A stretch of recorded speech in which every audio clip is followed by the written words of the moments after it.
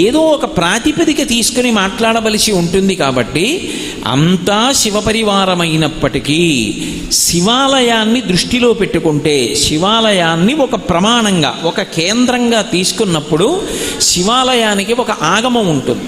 ఒక ఆలయాన్ని నిర్మాణం చేశాము అంటే అది ఆగమానికి కట్టుబడుతుంది. ఆ ఆగమం ప్రకారం శైవాగమం అనాలి. శైవాగమం ప్రకారంగా ఆ ఆలయం నిర్మింపబడుతుంది. నిర్మింపబడినప్పుడు అందులో మొట్టమొదట ఈశాన్య దిక్కు వైపుకి చూస్తే శివాలయంలో ఈశాన్యంలో నటరాజస్వామి వారి యొక్క దేవాలయం ఉండాలి. రెండు పక్కన భైరవుడి యొక్క దేవాలయం ఉంటుంది. అలాగే ఆగ్నేయం వంక చూసినప్పుడు సోమాస్కందుని యొక్క గుడి ఉంటుంది, సోమాస్కందమూర్తి ఉంటుంది. దక్షిణాన దక్షిణామూర్తి ఉంటాడు. నైరుతిలో విఘ్నేశ్వరుడు ఉంటాడు. పశ్చిమాన సుబ్రహ్మణ్యుడు ఉంటాడు. అలాగే ఉత్తరాన చండీశ్వరుడు ఉంటాడు. ఇవి శివాలయంలో ఉండేటటువంటి ఉపాలయముల యొక్క స్థానములు. దీన్ని శైవాగమం అంటారు. ఆ ఆగమం ప్రకారం శివాలయంలో ఆయా స్థానములు ఉండాలి అని శాస్త్రము యొక్క నిర్వచనం, శాస్త్రము యొక్క ఆదేశం. అయినప్పుడు వీళ్ళు ఉండి తీరాలి అన్న మాట వాడుతున్నాం కదూ, అప్పుడు వాళ్ళని ప్రధానమైన పరివారంగా చేసుకుని మాట్లాడవలసి ఉంటుంది. వాళ్ళు ఎప్పుడూ శివుడితో ఉంటారు అని కదూ దాని అర్థం. శివుడు ఆలయంలోకి వచ్చి ఉన్నాడు, శివాలయం ఉన్నది అంటే మనం దర్శనానికి వెడితే తిన్నగా శివ దర్శనానికి వెళ్ళకూడదు. ఎప్పుడైనా సరే పరివారాన్ని సేవిస్తే తప్ప ప్రధానమూర్తి దర్శనానికి వెళ్ళకూడదు. ప్రదక్షిణం అంటారు. దక్షిణం అంటే కుడి చేతి వైపుకు ఉంచుకోవడం. ఎవరు ప్రధానమూర్తో ఆయన కుడి చేతి వైపుకి ఉండేటట్టుగా గుండ్రంగా తిరిగొస్తే ప్రదక్షిణం చేశాడు అంటారు. శివాలయంలోకి వెళ్ళినప్పుడు మొట్టమొదట ఎవరెవరిని చూసి తర్వాత లోపలికి వెళ్ళవలసి ఉంటుంది అంటే నైరుతిలో ఉన్నటువంటి విఘ్నేశ్వరుడు, పశ్చిమాన సుబ్రహ్మణ్యుడు, ఉత్తరాన ఉన్నటువంటి చండీశ్వరుడు, ఈశాన్యంలో ఉన్నటువంటి భైరవుడు, అలాగే అక్కడ ఉన్నటువంటి నటరాజు, ఆగ్నేయంలో ఉన్నటువంటి సోమాస్కందుడు, దక్షిణాన ఉన్నటువంటి దక్షిణామూర్తి, వీళ్ళు పరివార దేవతలుగా లేదా శివస్వరూపాలుగా ప్రదక్షిణంలో మొట్టమొదట సేవించి తర్వాత లోపలికి వెళ్ళి శివుణ్ణి సేవించాలి. ఈ శివుణ్ణి సేవించడానికి వెళ్ళేటప్పుడు వాహనము అని ఒకటి ఉంటుంది. ఈ వాహనము కేవలముగా ఏదో నేమిక్కి వచ్చేటటువంటి వాహనం ఎలా ఉంటుందో అటువంటిది కాదు. ఇప్పుడు నేను ఈ ఉపన్యాసం చెప్పడానికి ఇక్కడికి ఒక కారు మీద వచ్చాను, కానీ ఆ కారుకి ప్రాణం ఏమి ఉండదు. అది నేను ఎక్కడికి తీసుకెళ్ళమంటే అక్కడికి తీసుకెళ్తుంది. కానీ మీరు భగవంతుని యొక్క వాహనములను గురించి తెలుసుకుంటే ఆ వాహనానికి ఒక ప్రతిపత్తి ఉంటుంది. వాహనానికి ఒక ప్రత్యేకమైనటువంటి మంత్రం ఉంటుంది. వాహనము తనంత తానుగా అనుగ్రహించగలిగి ఉంటుంది. శ్రీ మహావిష్ణువు యొక్క వాహనం ఉందనుకోండి గరుత్మంతుడు, ఆయన ఎన్నో గొప్ప గొప్ప పనులు చేస్తాడు. ఆయన ఉత్తమమైనటువంటి సంతానాన్ని కూడా అనుగ్రహిస్తాడు. గరుత్మంతుడు ఎన్నిటినో అనుగ్రహించగలడు మహానుభావుడు. తరంగాలు చేసినటువంటి నారాయణ తీర్థుల వారు గరుత్మంతుని యొక్క తత్వం మీద అద్భుతమైనటువంటి కీర్తన చేశారు. కాబట్టి వాహనము అంటే కేవలముగా ఏదో భగవంతుణ్ణి తీసుకొచ్చేటటువంటి ఉపకరణం కాదు. వాహనమునకు ఒక ప్రతిపత్తి ఉంటుంది. అది స్వతంత్రంగా అనుగ్రహించగలిగినటువంటి శక్తితో ఉంటుంది. అలాగే మీరు శివాలయానికి వెడితే నందీశ్వరుడు ఉంటాడు. నందీశ్వరుడు యొక్క శృంగములలోంచి శివదర్శనం చెయ్యాలి. అసలు నందీశ్వరుడి దగ్గరికి వెళ్ళి ప్రార్థన చెయ్యకుండా శివలింగం వంక దర్శనం చెయ్యకూడదు. నంది దగ్గరికి వెళ్ళి మొట్టమొదట ప్రార్థన చెయ్యాలి. ఏమని అంటే నందీశ్వర నమస్తుభ్యం సాంబానంద ప్రదాయక మహాదేవస్య సేవార్థం ఆజ్ఞాం దాతుమర్హసి అని అడగాలి. అనుజ్ఞాం దాతుమర్హసి. నందీశ్వర నమస్తుభ్యం. నమస్తుభ్యం అంటే రెండు చేతులు కైమోడ్చి ఇలా శిరసు ఉంచి నమస్కరించాలి. నమస్కరించి ఓ నందీశ్వర నీకు నమస్కరిస్తున్నాను. ఎవరు నువ్వు? సాంబానంద ప్రదాయక. సా అంబ ఆనంద ప్రదాయక. అమ్మతో కలిసి ఉన్నటువంటి శివుని యొక్క దర్శనాన్ని నాకు అనుగ్రహించగలిగినటువంటి వాడివి. వాళ్ళ ఇద్దరి దర్శనము చేత నేను ఆనందమును పొందేటట్టుగా చెయ్యగలిగిన వాడివి నువ్వు. నీ అనుగ్రహం లేకపోతే ఆయన దర్శనం లేదు. కాబట్టి సాంబానంద ప్రదాయక మహాదేవస్య సేవార్థం. నేను మహాదేవుని యొక్క సేవ చెయ్యాలనుకుంటున్నాను, ఆయన ఎదురుగుండా నిలబడాలనుకుంటున్నాను, నమస్కరించాలనుకుంటున్నాను. కాబట్టి మహాదేవస్య సేవార్థం అనుజ్ఞాం దాతుమర్హసి. మీరు నాకు అనుజ్ఞ ఇవ్వండి, అనుమతి ఇవ్వండి. మీరు అనుమతిస్తే అప్పుడు నేను లోపలికి వెడతాను అని చెప్తారు. నందీశ్వరుడు కేవలముగా పరమశివుడు వచ్చేటటువంటి వాహనం ఒక్కటే కాదు, అసలు నందీశ్వరుని యొక్క అనుమతి లేకుండా శివాలయంలో శివదర్శనం చేశారనుకోండి, దాన్ని శంకరుడు అంగీకరించాడు. ఎందుచేత అంటే శివదర్శనాన్ని ఇవ్వడానికి మొట్టమొదట ఎవరు అనుగ్రహించాలి అంటే నందీశ్వరుడు అనుగ్రహించాలి. ఎక్కడి నుంచి వచ్చింది నందికా శక్తి శివపరివారంలో అంటే శిలాదుడు అని ఒక మహర్షి, ఆయన మహానుభావుడు. ఆయనకి ఒకప్పుడు ఒక విచిత్రమైనటువంటి కోరిక కలిగింది, నాకు ఒక కుమారుడు కలగాలి. కానీ అందరు పిల్లలు పుట్టినట్టే భార్య యొక్క సహాయము వలన నా తేజస్సు నా భార్య యొక్క శోణితము కలిసి నా భార్య యందు పిండముగా రూపుదిద్దుకొని ఏదో కొన్ని నెలలు ఆమె గర్భము ధరించిన తరువాత బయటికి వచ్చేటటువంటి శిశువు కాదు, అయోనిజుడు కావాలి. స్త్రీ గర్భము నుండి బయటికి రానివాడయ్యి ఉండాలి, అయోనిజుడు కావాలి. 2, ఆ పిల్లవాడికి మరణం ఉండకూడదు, ఇక పిల్లవాడు శరీరం అన్నది విడిచిపెట్టకూడదు.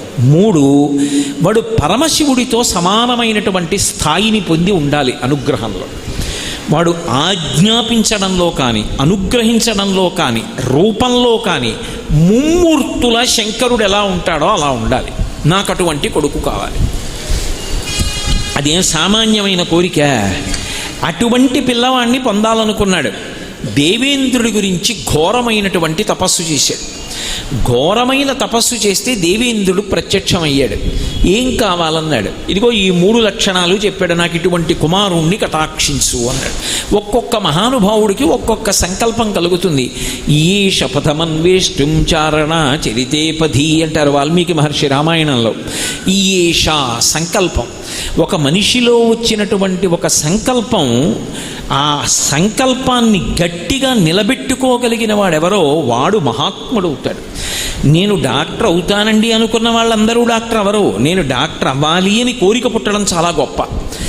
పుట్టిన తరువాత డాక్టర్ అవ్వడానికి ఊంచుకుని ప్రయత్నం చేసిన వాడెవరో వాడు డాక్టర్ అవుతాడు. అసలు ముందు సంకల్పం పుట్టాలి కదా. అసలు ఆ సంకల్పం పుట్టడం అందరికీ ఎందుకు పుడుతుంది? అందరికీ పుట్టదు. కాబట్టి అటువంటి సంకల్పం పుట్టింది శిలాదుడికి, అందుకంత తపస్సు చేశాడు. దేవేంద్రుడు ప్రత్యక్షమై అన్నాడు, హరుడొకరుండు తక్క అన్యులెవ్వరును ఈ వరంబును ఇవ్వగ సాటిరారు. అరయమునీంద్ర శంకరుండనాదిలయుండు భగవతోపకారి అతని గూర్చి ఘోరముగా తపించు. ఓ శిలాదుడా, నువ్వు 3 లక్షణములు కలిగినటువంటి కుమారుడు కావాలి అని చెప్పి కోరుకుంటున్నావు. కానీ హరుడొకరుండు తప్ప అన్యులొసంగగజాలరీ వరము. పరమశివుడు వినా ఈ వరమును ఇవ్వగలిగినటువంటి వాడు లోకంలో లేడు. ఎందుకని? నువ్వు మర్త్యలోకంలో ఉన్నావు. శిలాదుడు ఉన్నది ఇప్పుడు మనం ఉన్న లోకంలోనే ఆయన ఉన్నాడు. ఒకప్పుడు నువ్వు మర్త్యలోకంలో ఉండి కొడుకు కావాలంటున్నావు, అప్పుడు ఈ భూమి మీద పుడతాడు కొడుకు. ఈ లోకంలో ఎవరైనా పుడితే దానికి ఒక లక్షణం ఉంది, అందుకే దీన్ని మర్త్యలోకము అంటారు.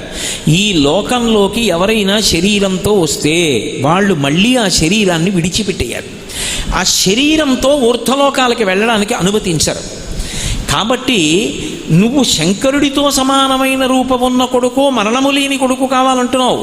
అది హరుడొకరుండు తప్ప అన్యులసంగగజాలరీ వరము వరయ మునీంద్ర. ఓ మునీంద్ర విను, అది మేము ఇవ్వలేము, అది మా అధికారంలోకి రాదు. అలా ఈ లోకంలో ఉండేటటువంటి ఆచారానికి భిన్నంగా పుట్టినప్పటికీ కూడా శరీరం విడిచిపెట్టకుండా శాశ్వతంగా ఉండిపోగలిగినటువంటి కుమారుడు, పరమశివుడితో తుల్యమైనటువంటి ఆకారమును, తేజస్సును, నిగ్రహానుగ్రహ శక్తిని కలిగినటువంటి వాడు, ఏ జనన మరణములు లేనటువంటి వాడు, కలగడం సంభవం కాదు, మేము ఇవ్వలేం. అందుకని శంకరుండనాదిలయుండు పరాత్పరుండు, నువ్వు ఆయన గురించి ఎంత గొప్పగా తపస్సు చెయ్యాలి అంటే, మీర అరుసము మీర నియమమారసి తపించిన హరుని గూర్చి తపించినన్ అతడిచ్చు ఈ వరము పేరిమి నీకు మునీంద్ర తల్లజా. నువ్వు పరమశివుడి గురించి కానీ ఇటువంటి తపస్సు చేశావా, నీ అదృష్టం పరమశివుడు ప్రత్యక్షం అయ్యాడా, ఆయన ఇవ్వగలడు ఈ వరాన్ని. ఎందుకంటే ఆయన ఇది ఇక్కడ ఇవ్వచ్చా ఇవ్వకూడదా, ఆయన ఈశ్వర శబ్దంతో ఉన్నవాడు. ఆయన ఇవ్వగలిగినది ఇవ్వలేనిది అన్నది ఆయనకి లేదు, ఆయన ఇవ్వగలడు. అందుకని ఆయన గురించి తపస్సు చెయ్యి.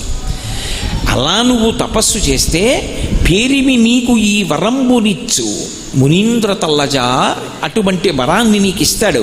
అందుకని తపస్సు చెయ్యనండి. మళ్ళీ పరమశివుడి గురించి తపస్సు మొదలుపెట్టాడు. చాలా కాలం ఘోరమైన తపస్సు చేశాడు. చేస్తే శంకరుడు ప్రత్యక్షం అయ్యాడు. చిత్రం ఏమిటంటే, పరమశివుడు ప్రత్యక్షం అయ్యేసరికి ఎముకలు తప్ప శిలాదుడికి ఏమీ మిగలలేదు. మిగిలిన ధాతువులన్నీ పురుగులు తినేసి, ఆ రోజుల్లో అస్థిగత ప్రాణం కాబట్టి ఎముకలుంటే ప్రాణం ఉంటుంది కాబట్టి ప్రాణంతో ఉన్నాడు. పైనంతా పొట్టలు పట్టేసి ఉన్నాయి. శంకరుడే వచ్చి ప్రత్యక్షమైన బహిర్ముఖుడు కాలేదు. శంకరుడు తన చేతితో ముట్టుకున్నాడు, యథారూపాన్ని పొందాడు. పూర్వం ఉన్న కన్నా జవసత్వాలతో ప్రకాశించాడు. ఏం కావాలని అడిగాడు.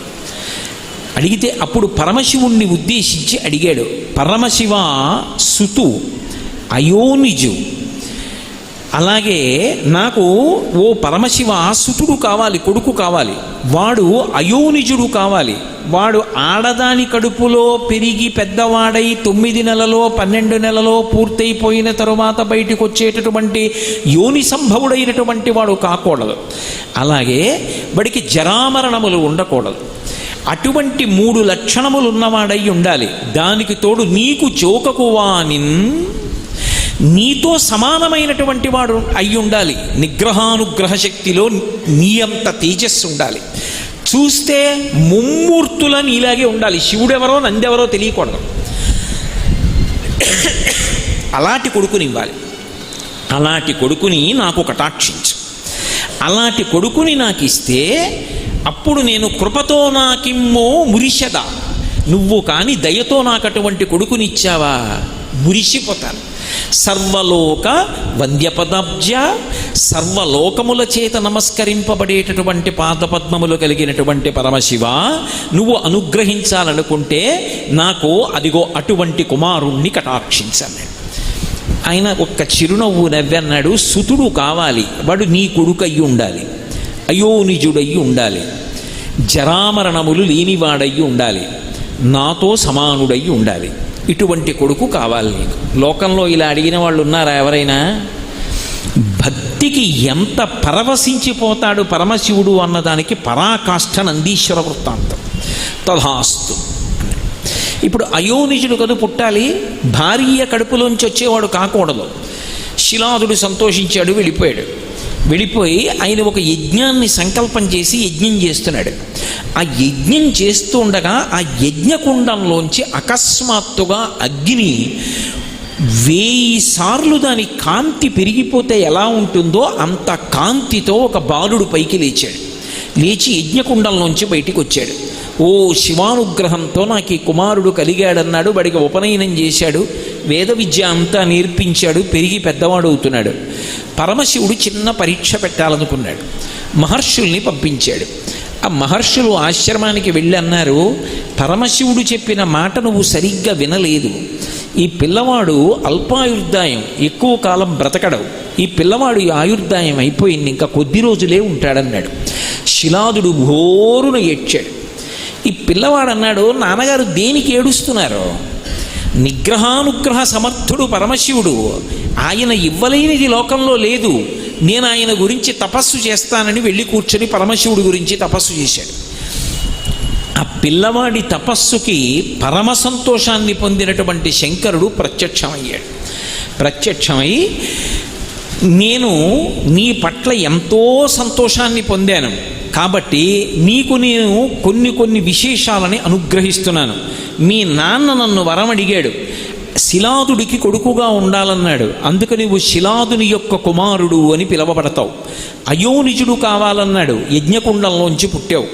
నేను మహర్షులతో అలా కబురు చేశాను, కానీ నిజానికి నేను ఆ మాట అనలేదు. నిన్ను అల్పాయుర్దాయంతో ఉండేవాడివి అనలేదు. నీకు జరామరణములు లేవు, నీకు మృత్యు అన్నది రాదు. నాతో సమానమైనటువంటి రూపం కావాలని మీ నాన్న అడిగాడు, అందుకే నాతో సమానమైనటువంటి రూపాన్ని నీకు అనుగ్రహిస్తున్నానని సమానమైనటువంటి రూపాన్ని అనుగ్రహించాడు. శంకరుడు ఎలా చంద్రరేఖతో ప్రకాశిస్తూ ఉంటాడో అలాగే 3 కన్నులతో చంద్రరేఖతో పరమశివుడితో సమానమైనటువంటి వ్యక్తిగా అపరశంకరుడిగా నందీశ్వరుడు నిలబడ్డాడు. పార్వతీదేవిని పిలిచాడు శంకరుడు. పిలిచి, పార్వతి, ఇతను నీకు పుత్ర సదృశ్యుడు, ఇక పైనుంచి ఇతను కూడా నీకు కుమారుడే. కాబట్టి ఈ నందీశ్వరుణ్ణి నీ కుమారుడితో సమానంగా చూడు.